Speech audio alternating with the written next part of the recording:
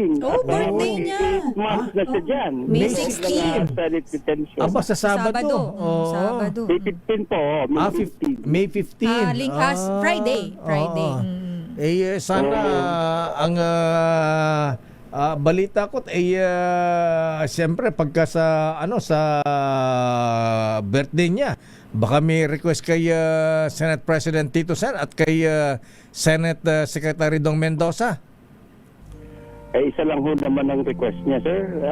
Sana mapalaya na siya kasi actually, kung titignan natin Kuya Deo, yung order of contempt niya, hindi naman siya nagsinungaling. Sumagot siya eh.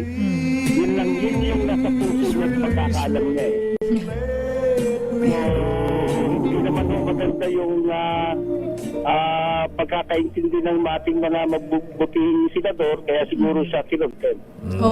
Pero attorney, ano po ba yung inyong hiling sa Senado? Ngayon nga po, katulad niyan, ang hiling lang ni Curly ay makalaya. Ano po ba yung mga hakbang na ginagawa nyo bilang abogado po ni Curly para po kahit papano ay mapagbigyan ng Senado, ng Senate Blue Ribbon na mapalaya na tong si Curly Diskaya? Kinontempt siya, di ba? Contempt of course. Sa Blue Ribbon yan Sa laki. legal na aspeto, Sis Elena, Sir Deo, hindi ko ho pwedeng i-disclose. Pero meron ho siya parating mga sulat yan, naka-address kay Senator Soto, saka Senator Lacson, na personal siyang humihingi ng kapatawaran at sana mapalaya na siya.